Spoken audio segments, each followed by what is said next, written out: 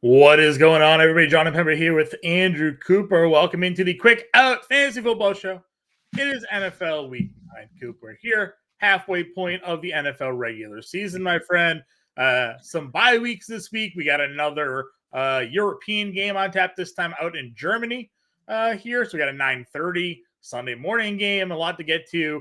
NFL trade deadline pass. More key injuries happened over the weekend. So no shortage of news to discuss here this week. Yeah, I'll tell you, man. Like, I had people saying, "Oh, we're out of tight end wasteland. Like, everything's fine." I don't think people realize that, a week with no bye weeks and everything went in our favor, probably the best week we'll ever have for tight end. Doing the rankings this week, just looking at the injuries and not just the players but the quarterbacks, like, it is rough, dude. I don't even know. Like, as a guy who's been super high on Dalton Kincaid, I look around. Here it is, the Kincaid music. Does that just automatically go off now when I say Kincaid? Like, I think so. It's like the boat and how about them Cowboys? The cowboy counter on the Fantasy Alarm Show. Right. Yeah, but the thing is, I would love to see who's like the lowest on him, because you look around and there's just not. It's almost impossible not to rank him top 5, 6, 7, just simply because of the injuries and stuff. So it'll be an interesting week for sure. I'm ready to get into it. Yeah, let's get into it. And we see your questions in the chat as they come in. Feel free to throw them there, Coop, and I'll be happy to answer them for you. I see Ann and Joe in the chat. What's going on, everybody there? Tommy getting the game for us here as well. Got some stuff for us going on here. Let's get, like you said, let's talk about some of the top stories of the day. Trade deadline came and went. What was the most notable move for you yesterday?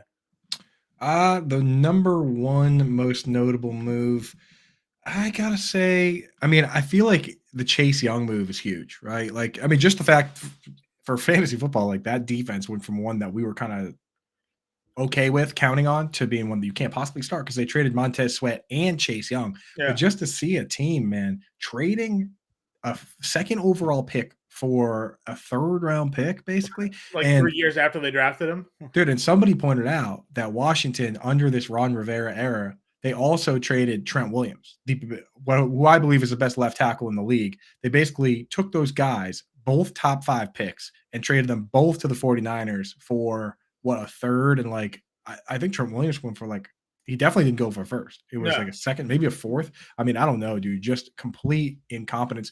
But you got to say, at least it's new ownership. Maybe they'll turn it around. But boy, can't be happy. They were saying that they traded Young for a third, but had they just lost him in free agency, they would have got a third round comp pick anyway. So they didn't really even gain any value trading him there. So yes, the one thing with Washington, we used to say, like, all right, their secondary sucks, but at least they have a defensive line. Get after the quarterback, worry about it. Not really as imposing anymore, which is great for us because we're Patriots fans and they play New England here this week. Right. The other notable deals, obviously, Josh Dobbs getting traded to Minnesota following the Kirk Cousins. That one is the most impactful one for fantasy football, right? Real life football, I think the Chase Young. For fantasy football, it's Dobbs, man. And I'm happy they did it. Yeah, I found it funny. The state of the quarterback position is so poor that Dobbs being traded to Minnesota, everybody's like, oh, thank God, my Addison and Hawkinson shares are still alive. And I was like, yeah, sort of. It's not like Dobbs is out here throwing 70% here. He's still like a low 60% quarterback, with a just above, 1-to-1 touchdown to interception ratio. But the alternative was also, an unproven rookie making his debut, which is going to happen this week. They're still going this week with Hall at the QB position over Dobbs. So, something to watch for there. Donovan Peoples-Jones getting traded to the Lions, I think, is kind of interesting as well. You had the tweet that Jameson Williams has now dropped more catchable balls than caught catchable balls. So not great numbers for him. We saw Josh Reynolds, my guy, fumble in that game. He could be finding himself moving down the pecking order. Marvin Jones is away from the team. And DPJ showed last year to be a very good wide receiver in fantasy football when he was playing with Jacoby Brissett. I wonder if he finds a home here now playing alongside Amon-Ra St. Brown. What are your thoughts on Donovan Peoples-Jones moving teams? Yeah, brutal news for Jameson Williams, honestly. Just the way he's been playing, and then they decided to go out and get a guy. And the thing with DPJ is he played like every snap for the Browns last week. He had no targets. He led the team in snaps, in fact. So I think it was just a situation where he was probably unhappy. They realized he didn't fit the scheme, what they were doing, and they decided to get something for him. But yeah. if he can work up to a full snap share playing with Goff, it could work out. But Goff as well doesn't seem to really be that great at getting the ball downfield either. So I don't know if he's going to be, somebody got to go out and add. He finds he's like another player where he goes to a situation where outside of Amon-Ra St. Brown and obviously Laporta, there's not like a huge skill gap between the number 2 wide receiver on that team. It could maybe potentially launch him there. We have a couple of quarterback changes here in the NFL now as well. Aiden O'Connell is going to be starting over Jimmy Garoppolo moving forward. Taylor Heineke finally is announced the starting quarterback of the Atlanta Falcons. Desmond Ridder heading to the bench in that one there. Thoughts? Will Levis, obviously big debut last week. Talk about some of the new QBs we're going to be seeing entering these games here.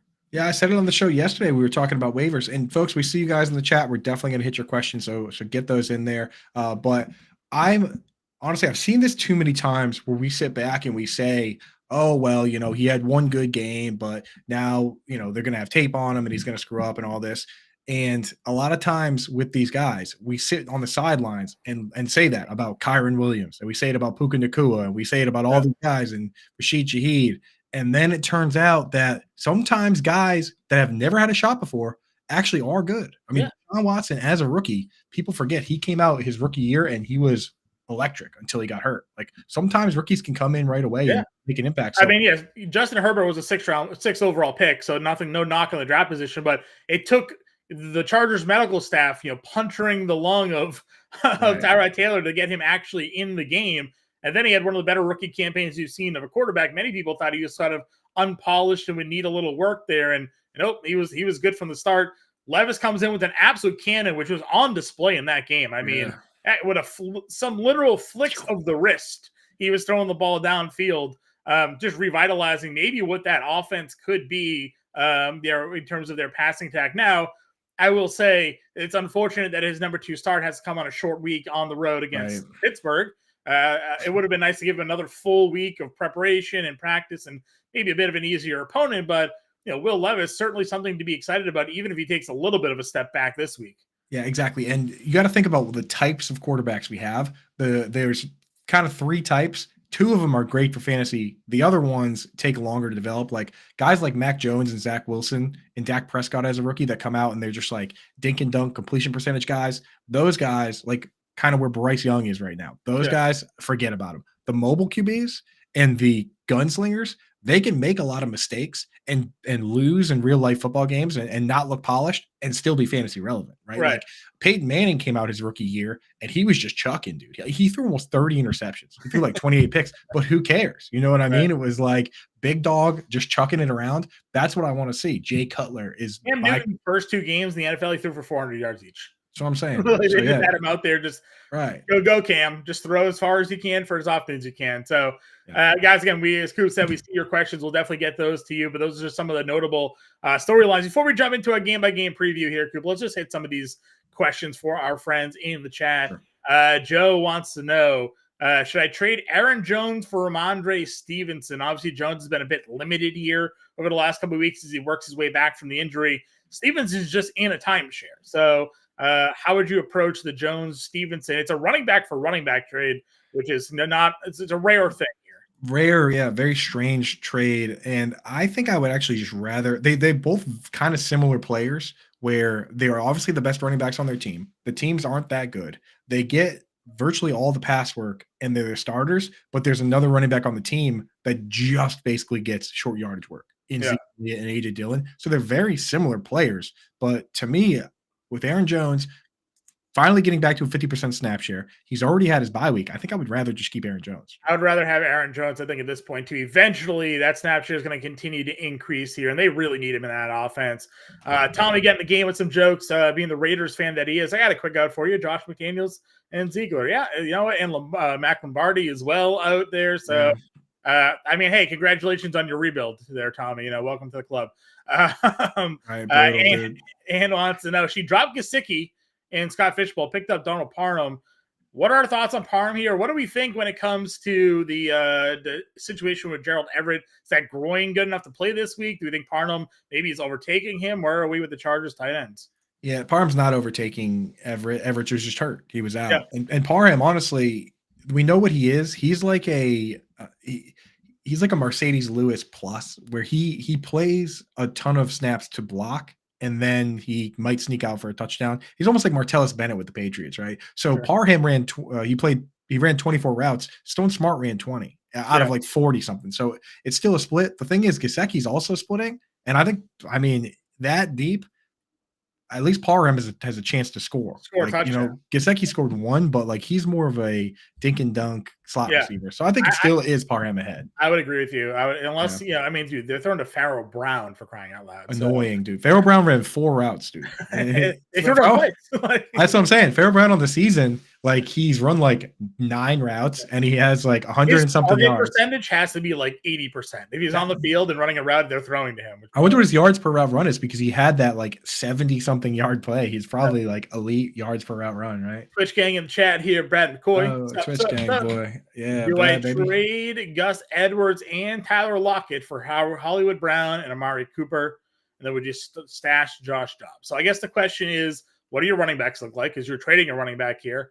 What do your other wide receivers look like to trade away Lockett? I think Hollywood getting Tyler back is maybe a wash with that. So you're getting a Gus Edwards for Amari Cooper trade here. And I guess it depends on what your running back situation. Yeah, we got to know, shout out Twitch gang. We got to know your running back situation. I got to know how close Edwards is to your lineup. The thing with Gus Edwards is at least he's predictable. At least he's predictable. Last week, I'll just put my hand up there. I said, yeah, if you want 8 points, that's fine. I was like, but he has to score to be fantasy relevant. He scored 3 touchdowns. 3 touchdowns. I started him in the baby bowl. I was like, because I look at it and it's at least we know, like there's some situations where we have no idea, and that's the worst. With this one, we know if it's a good game script and it's got to be like guaranteed good, then Gus Edwards gets all the carries. And Justice Hill is the pass down back. The problem with the NFL is there's so much parity that we think we're better at predicting good versus bad game scripts. Even the games, the Ravens are favorites, and the ones they win, sometimes they have to throw a ton and scrap to get there.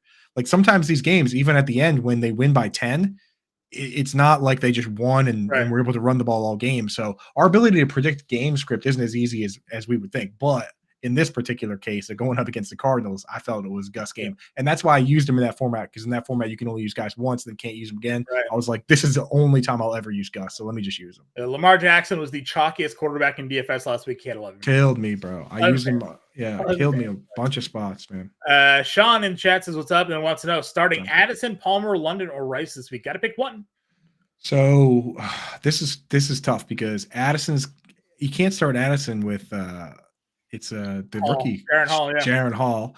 Josh Palmer is in a terrible spot because the Jets, their corners don't go in the slot. DJ Reed has 2 slot snaps. Sauce Gardner has 0. So Palmer is going to be like sacrificed to the Lions here, John. So I'm actually leaning London or Rice. Yeah, listen, it all depends on the London injury status for me, because I've been saying from the beginning, I think the Atlanta Falcons passing offense would do wonders with Taylor Heineke over Desmond Ridder. Now, Arthur Smith still has to let him throw, but they were trailing in that game. Heineke threw for 175 yards in the score in that one there. So if Heineke is the quarterback and London's healthy, certainly don't mind that one. Yeah. I mean, Rashee Rice, what was his snap count last week? Obviously, it was a tougher game. They were trailing in that one. He led, man. He led, though. John, our worst nightmare when he had the drop. Did you remember? Yeah. He dropped it, and then immediately they pulled him from the game and put Justin Watson in, and Justin Watson makes a big catch. Yeah. I was thinking about you, John. I was like, that is just like our nightmare, dude. So I'm gonna go London, obviously, as a top, assuming he's in. But if not, I guess we go Rice. It's the thing with this Rice game is it should be a shootout. The one curveball is that it's in Germany. Yeah, we don't know. And like, is Patrick Mahomes still over the flu? I mean, it's only been 7 days now. He's got to travel to Germany. I mean, I don't know about you, Coop, but I've been on some of these cross country flights. You're in a box, you get off, your head get a plane head cold. All these things. So now they're going to be flying a little bit more in style than I think you and I were when we went to. Yeah. When I flew to Europe, I watched. We flew to Iceland first. It was 5 hours, whatever, and I watched All Quiet on the Western Front. And like as the plane was landing, after watching that movie, I was like, I don't even want to go to Europe anymore. It seems like a very bleak place, I thought this was America. That's right, Burns. Exactly. Yeah. Skinny, desperation quarterback at Heineke or O'Connell. I'm going to go Heineke, just a proven player. Yeah, do it. Do it. Although there is the narrative, John. Do you believe the narrative of like fire the coach, team has a good game after? It does happen. Jaguars. So I do, and I wonder if like this is just an all-out throw to Devontae Adams situation. But we saw Aiden O'Connell already, and he didn't look very good in that game. So I would rather give Heineke a go. I guess if London's out, maybe I change that up a little bit. But Heineke is where my initial lean is here. So What's the policy on hiring Josh McDaniels? Like, can he be hired as a offensive assistant? Like, so he'll be hired as an advisor. This exact scenario played out 2011. Rams fired him after the season. The Patriots were in the playoffs. Patriots hired him as an advisor to the offense for the playoff run, and then he was the offensive coordinator for the next season in New England. Now he's getting paid $45 million to do nothing, so he could also just be like, I'm good. Like I'm telling you. Or he just comes back and he's like, I'm the advisor to Bill O'Brien on the staff now, and like back in New England here. Set your calendars right now. Set your calendar right now. The day that Josh McDaniels, or the week that Josh McDaniels signs on with the Patriots, Juju Smith-Schuster is going to throw a touchdown pass to Pop Douglas. If you can mark it down, mark it down. That's happening, dude. Or Tyquan Thornton or whoever. We'll see what happens there. But that again, it would be the same scenario happened in 2011. And we saw that when Matt Patricia got fired from the Lions, was all of a sudden an advisor to New England. Bill always brings these guys back. Tony T, pick one to start, Tua or Herbert this week. Tua obviously got in the Germany game. Herbert here going up against the Jets. I had in my rankings, I believe I have them back to back. But I'm gonna run Tua. I think I have two ahead. Yeah. Yep, Tua for me. Sean starting Jalen Warren with McCaffrey on a bye. Opponent is starting Najee Harris, who's better off. I mean, they probably the way the season's played, they just cancel each other out. I mean, they've been pretty close this year. I mean, the Najee maybe gets a slight lean, but neither team. I mean, teams can't really run against Tennessee, so maybe Jalen Warren in the passing game ends up having more production. That's what I thought last week with the Jaguars, John, because that's exactly how it's been going with the Jaguars. The Jaguars letting up a ton of passes to the running back, and of course, they both get 5 targets. Yeah. So I don't know. I think it's pretty split, man. But I'll tell you this, Sean. At least you didn't pay the Najee price to get your running back. So the fact that it's even a coin flip means you're already winning, buddy. Yep. Another wide receiver for wide receiver trade this time. DK for Olave. It looks like there's a bunch of them. I would rather have DK. I think that DK had the injury, and this week, I'm not sure if you saw the news, but the Pete Carroll came out and said that DK was sick as a dog, throwing up all night, and then after not eating, played in the game, got 14 targets, didn't really do much with him. But the fact that they still leaned on him, man, I like DK. I think the thing with the Saints is that like every time I have a Saints discussion, different people come out of the woodwork and they're like, they love everyone. They love everyone. Somebody loves Michael Thomas, me. Somebody loves Chris Olave. Somebody loves Rashid Shaheed. Somebody loves Alvin Kamara. Somebody loves Taysom Hill. People still like Juwan Johnson. It's like when the team starts looking like that, it's a little too thin for me to really love the I mean, the target share for Olave has been hard to ignore. Obviously, him and Kamara have led that team in targets. Thomas seemingly has been a little bit more consistent of late, which is great to see. But Taysom Hill, once they get in the red zone, is still just a nightmare for fantasy players because he's getting the points. I know. So they've also had some game scripts that like we have to think football as a whole is a small sample size sport compared to like baseball and stuff. Yeah. Like and then again, baseball has X amount of outs. Like the other day, the Saints played 90 offensive snaps, right? Earlier this year, the Raiders played a game where they only played 40 offensive snaps. Right. So it's almost like they played 2.5 games compared to this other team. It's just like you got to keep an eye on the sample sizes. And I think that there are going to be plenty of games where you look back and say, oh, no one did a ton because everybody got 4 or 5 targets. Mm-hmm.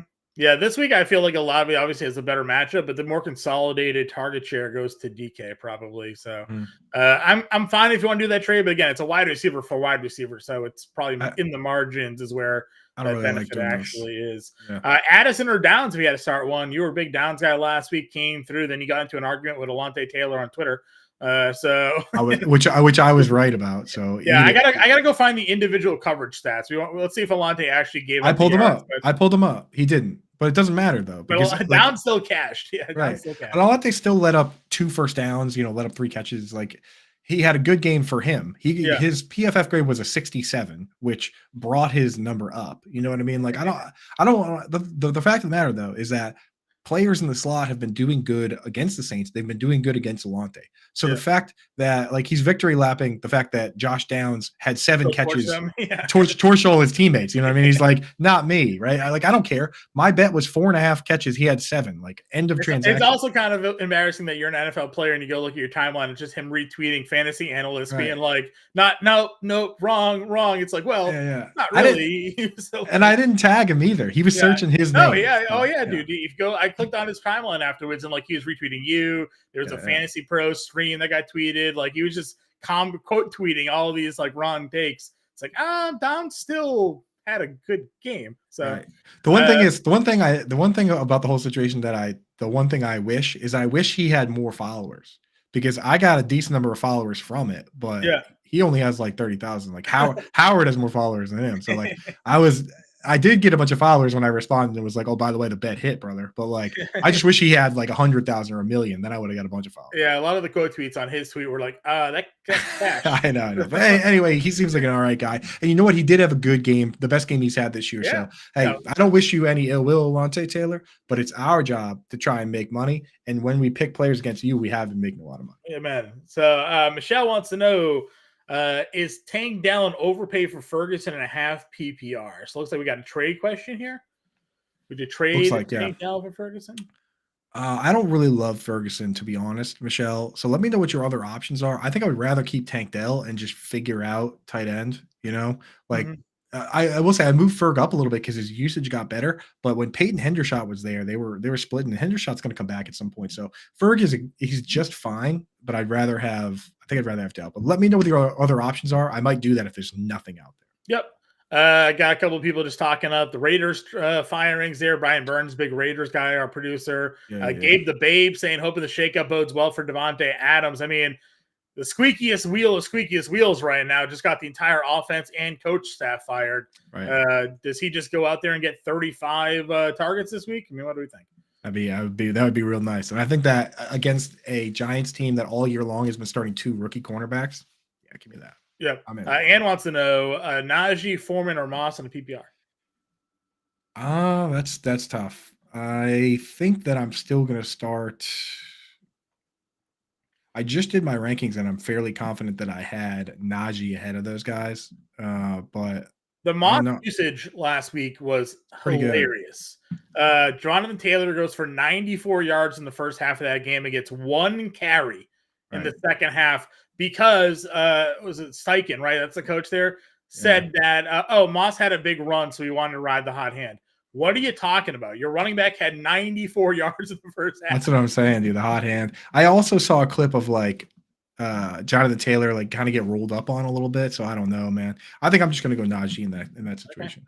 Brad wants to know he's got Pollard and Walker running back, Kupp, Godwin, Lockett, and Thomas at wide receiver. So that was the trade question earlier. The Gus Edwards and Lockett for Brown and Amari.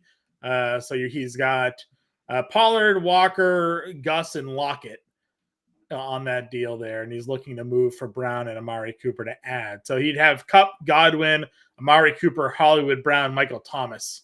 But only 2 running backs. So you can't really do that, man. I think I would keep my lineup as it is. He's got Justin Jefferson on IR as well. So we got to get to the game previews, and I like Deontay Johnson over Pickens unless it's a standard league. Deontay's getting more targets. And then do I have an interest in OBJ, Lazard, Gallup, Mingo, Juju, or Parker? Definitely not Juju or Parker. I think that I'd probably go with OBJ, honestly. Yeah, 10 games, so we'll go through the previews pretty quick here. So I'm not overly concerned. Sean's last question before we get to the other things. Need a flex. Henderson, Moore, Flowers, or Kincaid. That feels like you may lead one way or the other there. I know, but I think I would still, unless it's tight end premium, I think I'd still just start Say Flowers. Okay. Say Flowers versus Seattle this week. Does he draw the Witherspoon coverage? Yeah, it's a good question. Henderson against Green Bay. Yeah, he's in a split still with Freeman, but he looked pretty good last week. There aren't many guys.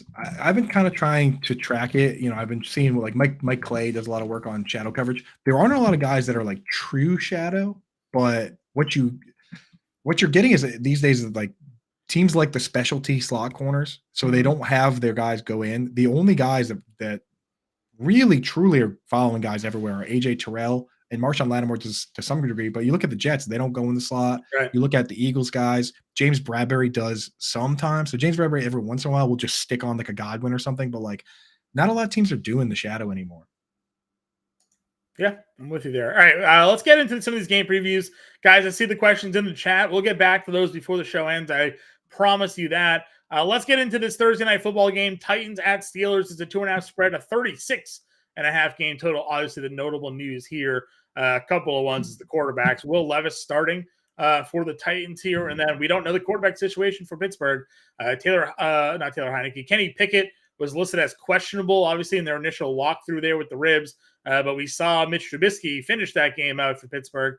So could see Trubisky start this one. Overall thoughts on the Steelers Titans? Is DeAndre Hopkins now back to being a fantasy viable wide receiver? I mean, he had 0 touchdowns with Ryan Tannehill. Had 3 with Will Levis. So yeah, I mean, the thing is, Trubisky, we've already seen him with the Steelers, and it's not a big change. They used him virtually the same way they use Kenny Pickett. So that's not I'm not really changing my rankings for a lot of those guys, depending on what happens there. On the other side, though, Will Levis is brand new, different player than Ryan Tannehill. And anytime that happens, it shakes things up, right? What if clearly he likes throwing to Hopkins, but he threw six targets to Chig Okonkwo as well. Chig had a really bad drop. Honestly, if Chig made that catch, which would have easily been 40 or 50 yards, no one was around. Now, instead of 4 catches for 23, he has 5 for like 70. And people are asking about Chig because earlier this year he had a game with 9 targets, right? Like, he's been disappointing, but it's possible that with this new quarterback and this new system and the plays that he likes, Chig could be back on the menu. Same with Treylon Burks. Like these guys kind of have, it's like a re-roll. Yeah, we're rolling the dice again, right? And who knows? They could still be bad, but it's better to shake it up than to just keep going with whatever we were doing before. Agreed. Dolphins at Chiefs here. Chiefs are given 2.5. Of course, this is a Germany game here. We had the Patrick Mahomes flu game. It looked like he had the flu in that game. First time ever he lost as a road favorite in the division. Some weird stat like that last week. So do we think he bounces back here? What's your thoughts on this 9:30 game on Sunday morning? This is one where I'm just hoping they have the logistics figured out. There are a lot of teams that these days have the games in Mexico City, those I still really worry about because the altitude, because the air quality is terrible. Those are ones where I worry, but the logistics going to London have pretty much been figured out, especially when it's the Jaguars playing. Like these guys probably have favorite places they eat and stuff because they've been out there a million times. So I don't worry too much about it at this point. The Germany game, I think that, I think they probably have it figured out to a certain degree where I'm not going to discount them based on this trip. So I'm just fingers crossed hoping for a shootout. I mean, how often do you get a 50-point over under with a spread that's like 1 or 2? Right. Like conditions are perfect. Good for a Sunday morning showdown slate for sure, right? Yeah. Fun in the morning. I'm excited for that, man. It's sick because we'll be hanging out talking football on YouTube, on We'll have the Bettercast. The Bettercast will be live for the 9:30 a.m. Sunday morning game. So if you guys aren't yet already familiar with the Bettercast, I'll throw the QR code here now. You can download it today. We got a Bettercast game of the night going on tonight. You can scan that QR code. Free to download, free to play, opportunity to win some cool prizes there. Answer some pregame questions for tonight's game of the night. You can check all of that out again. Download the Bettercast app in your Google Play and iTunes app stores there. Scan that QR code on the screen and get in on the action for tonight and Sunday morning, Sunday afternoon, Sunday night. We'll all be in there playing some games, answering some questions, predicting what's going on in those games there. I will. So just to wrap this one up, it's like we know what the Dolphins are, right? Until Devon Achane comes back, it's like the main characters. Durham Smythe doesn't matter. Alec Ingold doesn't matter, but they play a lot of snaps. So it's Waddle, it's Tyreek Hill, it's Mostert, right? On the Chiefs side, there's some things that have been kind of trending that have me leaning certain ways. I'll tell you one right now. The people having hope for Kadarius Toney, Mecole Hardman is already up to playing more snaps than Kadarius Toney. So I think Kadarius Toney at this point is he's on the back burner. You don't need to hold him. Rashee Rice trending upwards. Actually led the team led all wide receivers in snaps, led wide receivers in targets. He's the one we like best, no question about that. Marquez Valdez-Scantling at this point, he's out there for a lot of snaps, but we're not really interested. And same goes for like Justin Watson, Sky Moore. So for me, it's basically Rashi Rice, and then we just monitor Mecole Hardman to see if maybe he ascends all the way up, but how high can he really go? So I don't know. I think it's really just Rashi Rice and Travis Kelce. Sure. Vikings-Falcons game here. Falcons are giving 5 in this matchup, a 37 game total. Some gross game totals on this slate here. Jaren Hall making his debut starting for the Vikings. Well, played last week, but making his starting debut here for the Vikings against the Falcons. We know Minnesota traded for Josh Dobbs following the Kirk Cousins injury, but he's not going to be the one taking the field. Then Taylor Heineke announced as the starting quarterback for Atlanta. We're also waiting out the Drake London news. How are you approaching this game here, Coop? Yeah, I mean, the thing about Jaren Hall versus like Will Levis is that we're talking about not only talking about 5th round pick, but we're talking about a team that immediately traded for another quarterback, right? So it's hard to get excited about this week for Jaren Hall. I think this is probably going to be the only game he plays, and then we see Joshua Dobbs for the rest of the season. So I'm just temporarily downgrading most guys. The thing about TJ Hawkinson is that you look around and you have a bunch of teams on bye this week. It's like you have you have Laporta's on bye, Ingram's on bye, Kittle's on bye, so you can't even really drop them that far. Darren Waller's hurt, so if Waller's banged up and those guys are out, Hawkinson, I'm like, in my mind, I was like, I'm doing my rankings. I'm like, how far are we going to move Hawk down? Didn't really move him that far, to be honest. You can't move him that much farther than 6 or 7, right? So I even put Kincaid ahead, but like you're starting Hawkinson where you have him. So it's like there's not much you can do there. With Rice, with Addison and KJ Osborne, that's where I'm looking for other solutions, because I think most people, the way people like playing fantasy, you have like a million running backs and wide receivers on your team. Everyone loves to load up on the bench, so you probably have better options. Yeah, agreed. Going on to Arizona or Cleveland here. We don't know who's going to start for the Cardinals. We know it's not Josh Dobbs. They have yet to commit to Kyler Murray. Could finally see Clayton Tune start here for Arizona. We saw the Trey McBride breakout. That was a monster game for him. I had him at 100% of my DFS lineups last week. Huge play for there. Now, we mentioned DBJ getting traded to the Lions. Does that open up snaps for a Bell, a Tillman? Like, who fills the role now? Yeah, I think that, to be honest, I'm not super excited for the next man up because they've been peppering Amari Cooper. Yep. David Njoku's gotten decent targets, right? 6 or 7 a week. And then Elijah Moore finds his way into fantasy relevance because he gets a few targets and he also gets a couple carries here and there, right? So I think they're going to fill that void. They basically have DBJs running around doing nothing, like just all exercise team doing nothing. So I think what they fill the void with is some Harrison Bryant snaps, some David Bell snaps, some Marquise Goodwin snaps, but it looks like the ragtag group that hangs out with the 49ers and with the Dolphins that, it's like, somebody might score and you say, oh, who is that? It was Juwan Jennings. Nice, whatever, right? Or it was Eric Akuzama, right? It's like if Marquise Goodwin scores this week, no one's going to go out and add him. So, yeah, I'm interested in the 3 guys, Amari, Njoku, and Elijah Moore. That's it. Yeah, I'm 100% with you there. Anybody on the other side of that game? Any interest? Michael Wilson, we know McBride, obviously. Anybody stepping up for Arizona? It's actually a very similar setup, to be honest, where Rondale Moore is your Elijah Moore, where he just like gets a few carries, gets a few whatevers, but Trey McBride, that's where, again, when you go through your rankings, I just can't see how anybody can look at these slate of games and not have him top 10 this week, just because there's guys hurt, there's guys out, right? Like, how far down can you move a guy like that after coming off 14 targets? I don't really even care if it's Clayton Tune, if it's Kyler Murray. Like, he seems like he's an integral part of the offense now. So yeah, I'm in. Michael Wilson is just, what are you going to do with him? He's like, he just, if they were more consolidated among the wide receivers, if it was Marquise Brown and Michael Wilson, then they kind of mixed and match, it'd be easier. But they have 3 wide receivers on the team that's not really all that great, so it's hard to trust anybody. I want to get your thoughts though, John, on Amari DiMercato, because 1 week he gets all the pass plays. Yeah, I know. Next week he gets all of the snaps. This past week he comes out and he's their leading running back. But Keontae Ingram then gets a bunch of pass plays out of no, like after Keontae Ingram just played special teams, then he gets a bunch of pass plays. So I don't know.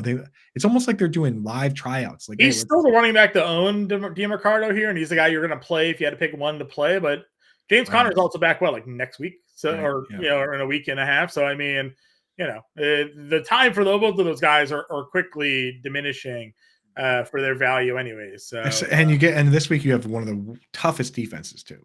Oh yeah. We had a question. I just saw it there. Is this a trap game for the Browns? I don't think so. Nah, you start the Browns. To be honest, Ethan, I took the Browns where I have the Browns D. The moment they had their bye week, I looked at that next week where they're playing the 49ers, and I said, if we can survive this week, I'm just going to start them rest of the season. They had a good game versus the 49ers, and I have said it and forget it with the Browns. I'm willing to die on that hill. When I get to the playoffs, that's where I might, do some tinkering. That's what you do sometimes, where it's like, even to block other people, I'll add defenses and then I'll mix and match. But I'm probably just starting the Browns. They allowed 38 points 2 weeks ago and still had 16 fantasy points. Right, they're very capable of just overcoming with the amount of sacks and turnovers that they can force here. Bears versus Saints. Badgett still the quarterback here for the Bears. At least we think. I don't think Fields officially been ruled out of this game yet. Do we know? They said that he's trending towards not playing. So not great news for Chicago. Cole Kmet, though, a whole lot of catches and targets there. Are not for a guy that was doing not much enough of anything this year to have that kind of game. And that one have to be encouraging for him there. And then we have the Saints. They're going to be the chalkiest of the chalk in DFS this week. Derek Carr, 3 straight 300-yard games. They're at home. So I'm actually surprised it's only a 7.5-point spread. I feel like that's too low. Yeah. I'm going to have Cole Kmet in my fades article.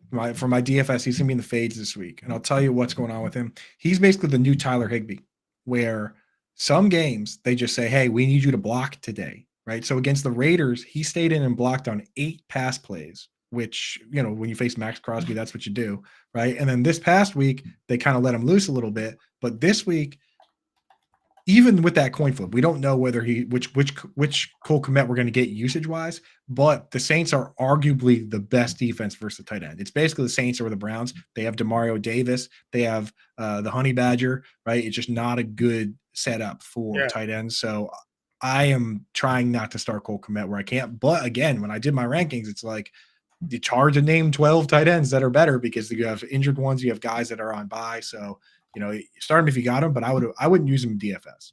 Sure. No issues there for sure. Next game here on the board, the Patriots game. Commanders versus Patriots. Kendrick Bourne, their best wide receiver, towards ACL. Also see Devontae Parker in concussion protocol. So by sheer force, we're going to see Juju Smith-Schuster, Pop Douglas, Jalen Reagor, Tyquan Thornton, maybe Kayshon Boutte. At least one of those 5 are going to sit, but we're going to see some semblance of 4 of them. Yeah, it was Kayshon Boutte last time. He was inactive. The guy that I'm most interested in right now, especially in full PPR, is Pop Douglas. Right? He's been fun. He's been exciting. He hit his over under on this week on receptions. Right? They mix in some screens, some carries for him. So that's the guy I'm most excited about on the Patriots offense, to be honest, out of everybody, even Ramondre Stevenson. In Washington, they decided to trade their defense away. So, makes things a little easier for the Patriots. Things easier, yeah. And the Patriots defense are actually my defense to use in DFS this week. They're $2,900. Again, Sam Howell, the most sacked quarterback in football this year. And the Patriots, they've been dialing up a little bit. They got after Josh Allen. They got after Tua last week.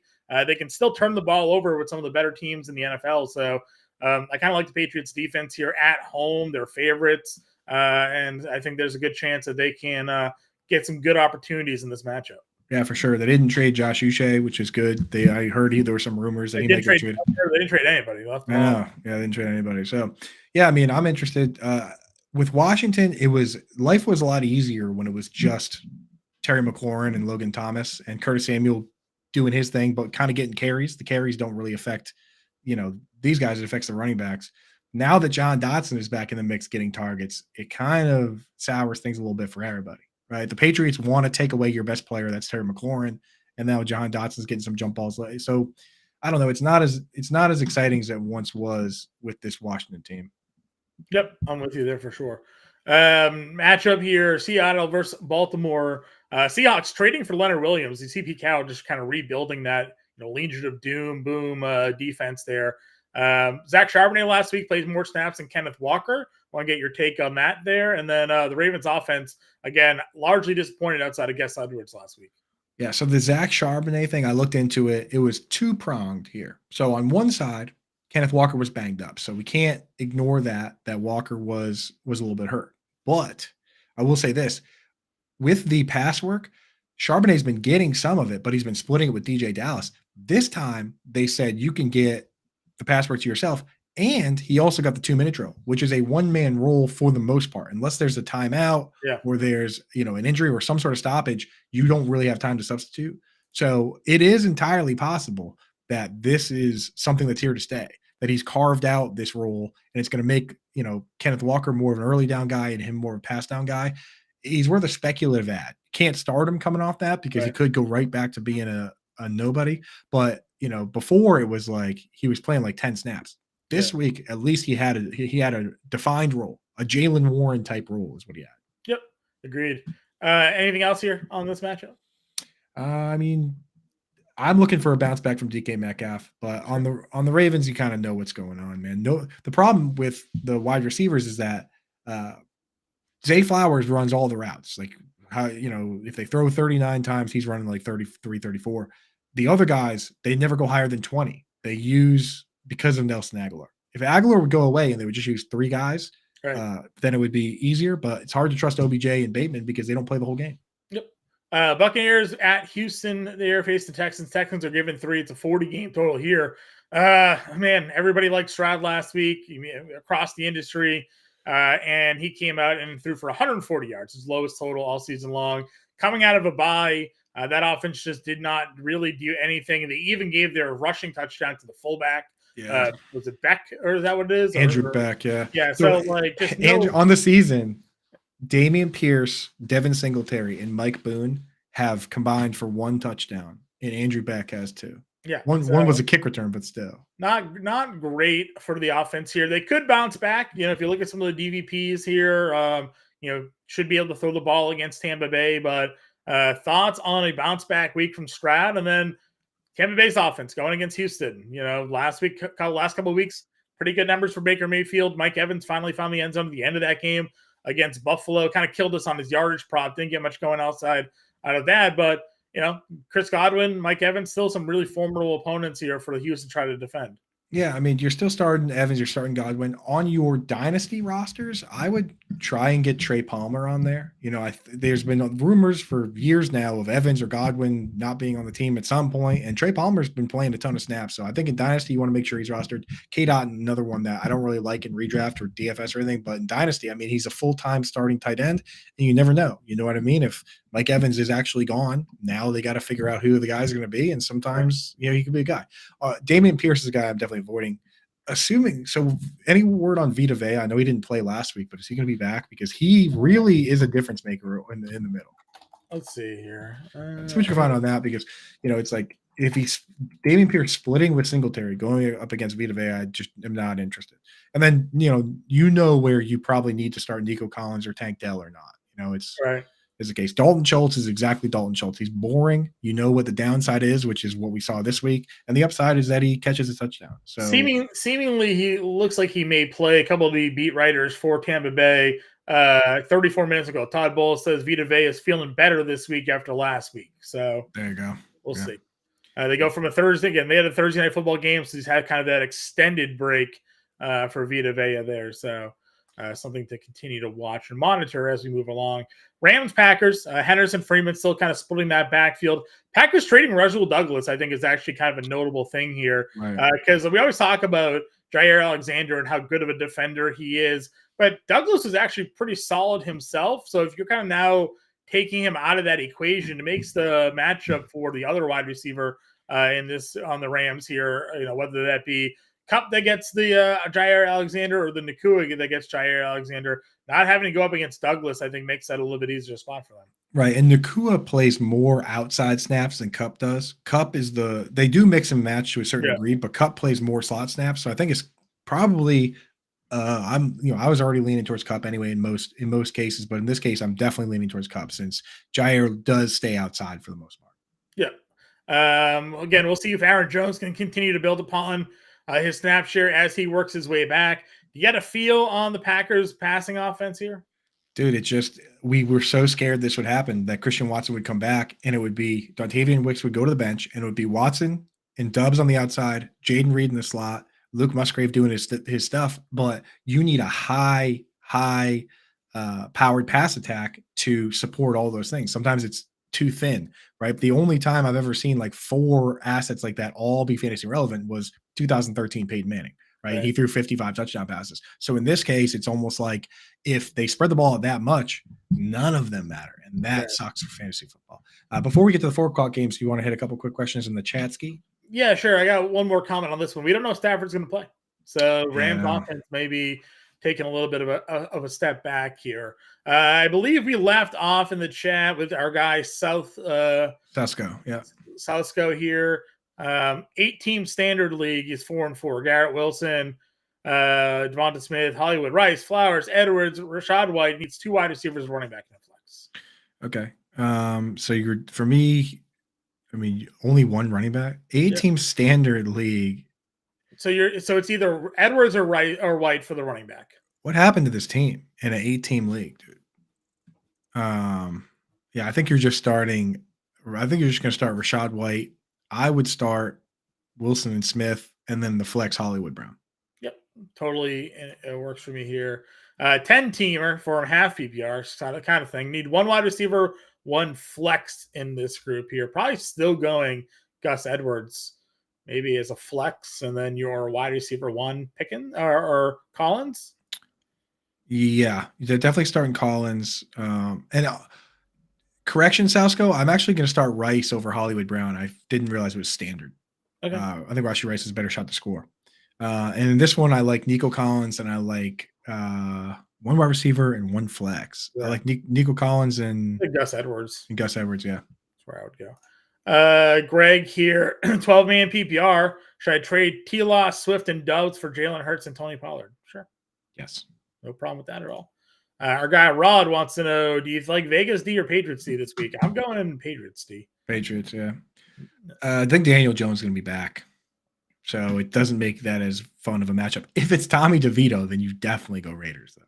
I mean, Raiders obviously have the whole coaching change thing, but again, the Patriots defense has kind of looked okay lately. They gave up that big touchdown, obviously, to Tyreek Hill, where they just gave him a 10-yard free sprint, and nobody's going to stop Tyreek Hill if you let him do that. But again, Howell's been sacked like 60 times this year. So. But if it's Tommy DeVito, though, John. I know. They threw for 7 yards last week. Yeah, but if they don't throw the football, then they can't turn the ball over. Can't get sacked. I guess that's true. But in redraft, I'm just worried about my defense. And do you not play McBride this week? I would play McBride. I play McBride, yeah. Brad wants to know Gabe Davis for Cincy, Higgins versus Buffalo, Downs versus Carolina. I think I would only if it's full PPR, I would start Josh Downs, honestly. But otherwise, I think I'm going to start Higgins. Yeah, Joe Burrow looked pretty good last week. Yep. Would you start Darrell Henderson or James Cook? Henderson's got the Packers. Cook's got the Bengals. Yeah, I just worry that if it's Brett Ripien, then there might just not be any offense for anybody. So. I agree. I go James Cook. He's fine there. Go James Cook, yeah. Is Fournette a smart stash? Yes. For sure. I think he overtakes Tavius Murray at some point. I think that's why they brought him in. Mm-hmm. Drop 1. Fields, Dak, and Kyler Murray. Drop 1. Oh. Not dropping Dak. Nope, can't drop Dak. You're starting Dak right now. You can't pause it. So you got to drop one of a ton of people have been asking this question. I got this question very on Twitter too, and I said, can't you just trade Fields or trade Kyler? Somebody just lost Cousins. They might have lost Stafford. They could be starting Minshew. Like, find a deal if you have 3 quarters. Trade Fields if you can. Trade Fields if you can. Agreed. And then he's got a follow-up question here. Trade Hollywood Brown Njoku for Garrett Wilson. No way, dude. He's already got Laporta. Yeah, but how much better is Garrett Wilson than Hollywood Brown? I think you can do that. Yeah, do the trade for go get Garrett Wilson. But I mean, if you want to try to find another trade partner, yeah. I think the spirit of the trade is a great idea, right? Trading Hollywood Brown and Njoku because you're all set at tight end, and you can sell them that Njoku's already had his bye week, but you could probably do better than Garrett Wilson. I would try to, but if you he's at can't, St. Brown, Ridley, and Thielen as his wide receivers, so he'd be getting St. Brown, Wilson, and Ridley, Thielen. yeah, you're not even the fact that you're not even using Njoku and Hollywood Brown with those guys. I think I would just do it. Oh, that's what I'm saying. You're getting Garrett Wilson. Yeah, it's a good play over Ridley probably. You're helping the other guy. The other guy is you're helping getting two good players. Yeah, I agree. Half PPR need 2: Madison, Henderson, Singletary, Algier, and Jamal Williams. Can't really play Jamal here. No way. I'm not bringing Singletary against the Browns either. Yeah, it's probably Henderson and Madison's getting the full workload, but they gave Akers did find the end zone last week, but I know. And they have a rookie quarterback there. So if anything, Madison might get a lot of value because they have the rookie there. So that's why we try not to do start sits today, Ethan, because we don't know who the quarterback is. We think it's Heineke for the Falcons. They came out and said it. They said okay, so that's been announced. Okay, so we got that going on. We have Jaron Hall as a quarterback for Madison. We don't really know who the quarterback is going to be for the Rams yet.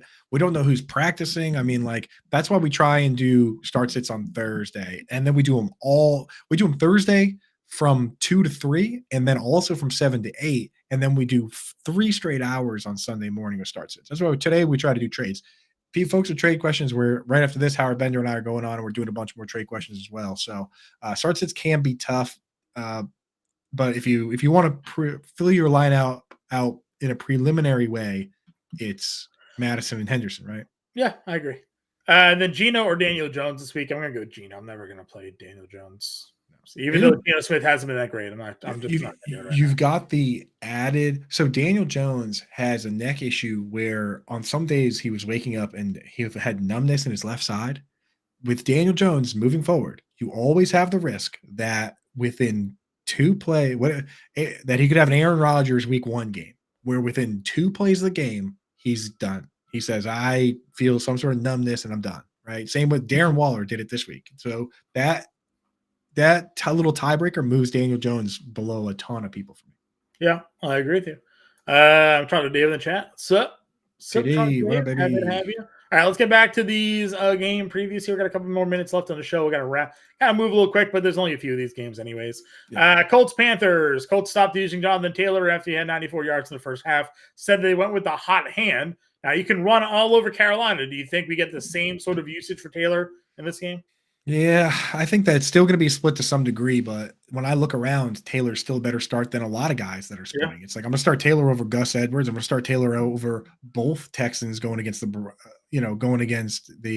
to start Taylor over both Texans going against the Bucs. I'm going to start Taylor over all the Cardinals going against the Browns. I'm going to start Taylor over all the Bears going against the Saints. It's like Taylor kind of de facto backs his way into being into every one of your lineups where you have him. What do you think here on the Miles Sanders not playing? I think it's like he's been hurt all year, but at this point you don't need to hold him. You can drop him. I'm holding him where I have him just to see if maybe, he has been hurt and he's going to bounce back. But when I listen to the coaches, it sounds like it's more than that. It sounds like, they just think that they just trust Chuba right now, so sucks for Miles Sanders, man. Yep, I agree with you there 100%. Giants, Raiders, anything exciting here? Again, Raiders fired their entire team and going with Aiden O'Connell now as their quarterback.